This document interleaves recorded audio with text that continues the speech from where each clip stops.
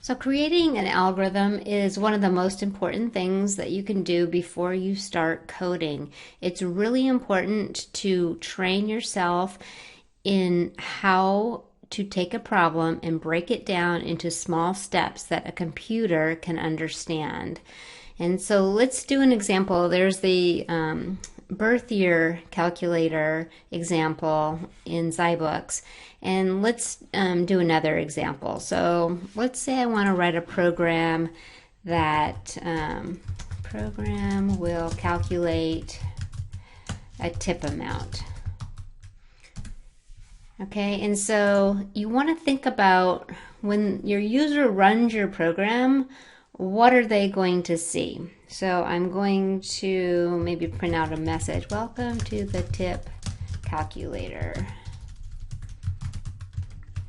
And I'll say enter your meal total. And let's say they enter, I might put a colon, and this is where you can do your design work. Like, what do you want it to look like? What do you want the spacing to look like? You want to make it look professional so that your user isn't confused by any of the prompts and knows exactly what to do. So enter your meal total, and then I'll put a colon, then I'll put a $sign, and let's say they type in $34.59. And then I'll say, I don't want another space, so I'm going to say enter the tip percentage. And if I want them to enter 10%, do I want them to enter a 10 or do I want them to enter 0.10, right? So you're going to have to tell them what kind of input you want them to enter. So I'll say example, or I'll say enter 10 for 10%. So this is an example. So if they want 10%, they're going to enter the whole number 10. So let's say they want to do a 10% tip. And then I'll print I'll put tip amount. And so 10% would be $3.46. And then please pay. So if the tip amount is 10%, the total would be $38.05. And then I'll put goodbye. Okay, so when I do my sample run, I'm actually going to use real numbers for my input so that I can figure out the math ahead of time. And then when I run my program, I'll be able to test it and see if I get this output. And if I do, then hopefully everything worked well. So this is the first step, thinking about what your program is going to look like when the user runs it. And then the next is to identify and list all of the user inputs and their data types. So what are my inputs? My meal total and my tip percentage. And these have decimals, right? So they will be of type float. And you'll learn about variables and types later, but I'm going to just list them here. So I'll say the meal total with decimals. And that's called a float, but you'll learn that in a bit. And then I'll say the tip amount with decimals in case they want to say 10.5%. So that'll be a float. And then the outputs are the tip amount and then the total please pay. So the tip amount with decimals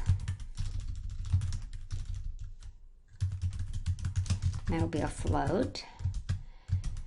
And then the total to pay. And that's with decimals and float. Okay. And then what calculations do we need? Well, to calculate the tip amount, so the tip amount is going to be equal to the total amount, or to the meal total,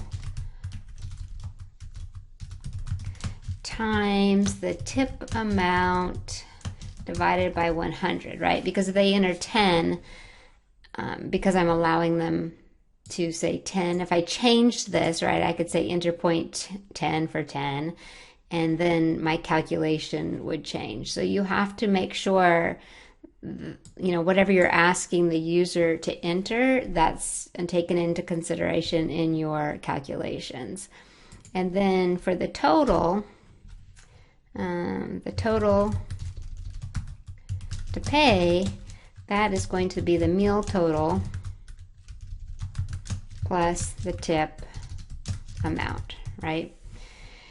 And now we're ready to write out all the steps. So it kind of helps to start at the top with your sample run. And you're going to start at the top and you're just going to go each line down, and you'll describe what each line is doing with some type of a verb. So the first thing I'm going to do is I'm going to print a welcome message. So I'm just going to print this string of characters. Okay, and then what am I going to do next? I'm going to print this.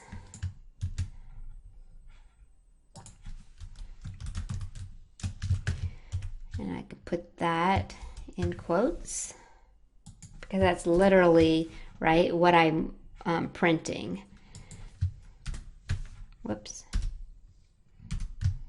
Okay, and then they're going to type something in, right? They're going to type in a number, and I'm going to have to store that number somewhere.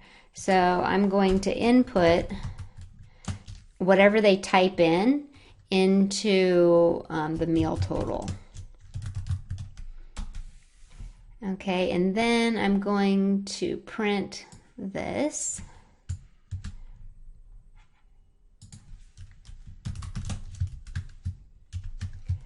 And then I'll input that into the, what did I call that up here? The tip amount.